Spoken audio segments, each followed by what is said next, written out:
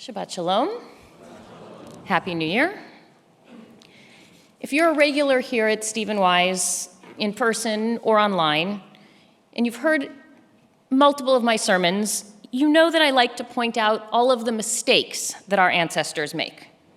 I often talk about their imperfections to help humanize them, and it encourages us to set realistic expectations of imperfection in ourselves and others.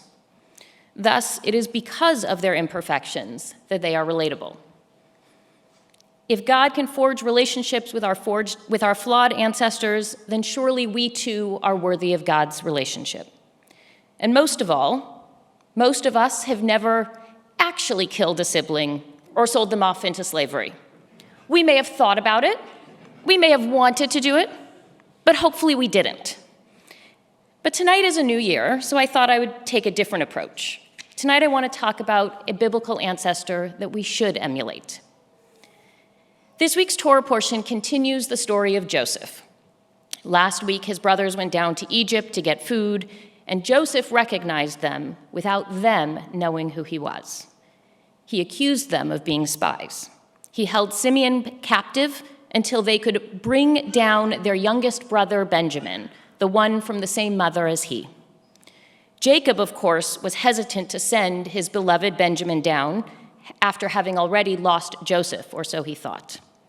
But when the food ran out again and they could wait no more, and Simeon had been held captive all this time, Judah finally convinced his father Jacob to send Benjamin by personally ensuring his safety.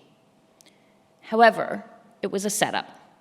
Joseph, of course, knew who they were, and he arranged for it to appear as if Benjamin had stolen a goblet, thus he was going to hold him captive and enslave him. That's where we ended last week. At this point, the brothers could have said, well, what's done is done. We have to leave Benjamin here. After all, fighting with the viceroy of Egypt likely isn't going to end well for any of us.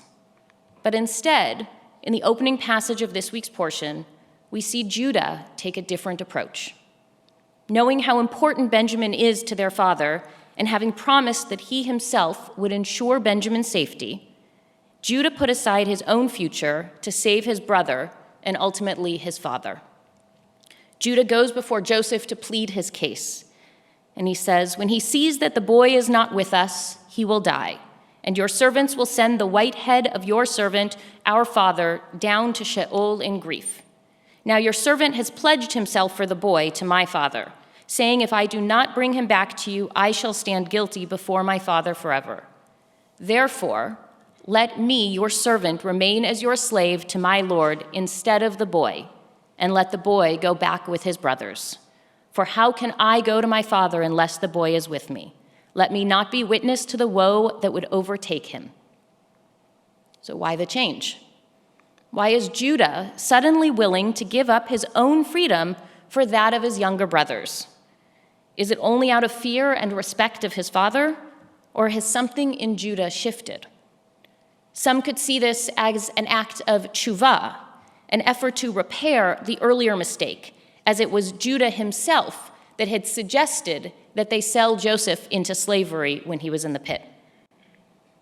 As another brother is now being threatened with becoming a slave rather than being the reason behind it, Judah now steps in to fix it. Or is it that Judah, as a grown man who has himself lost children, empathizes with his father's pain in a different way? In the middle of the telling of the story of Joseph, we get a somewhat unrelated interlude telling us about Judah and Tamar. While the focus of the story is generally on how Tamar took it upon herself to make sure there was an heir for her late husband, the story also tells the story of the loss of Judah's two sons. As a bereaved father himself, maybe Judah understands his own father differently and can feel that grief differently than he would have before. Whether Judah acts out of a desire to rectify his earlier actions from a place of empathy or simply out of fear and respect of his father, it actually doesn't matter. The difference is Judah acts differently. This is a model behavior we should emulate. Judah puts the needs of his family ahead of his own and offered to take Benjamin's place so that Benjamin could return home to his father. Whatever his motivations, his actions proved to be the key to reconciling the family. For when Joseph saw the change of behavior in Judah, he was so moved that he revealed himself to his brothers and reunited his family. We don't have to know the motivation. We don't have to understand his reasons to see that his actions were effective. In many ways, Judaism is a religion of deed over creed. We are more concerned with how we act than the motivation behind it. Most of our mitzvot, our commandments, regulate our actions, not our thoughts. While there are a few exceptions, such as the mitzvah against coveting that which isn't yours, the majority of our focus is not on the reasons for our actions, but on the actions we must or must not take.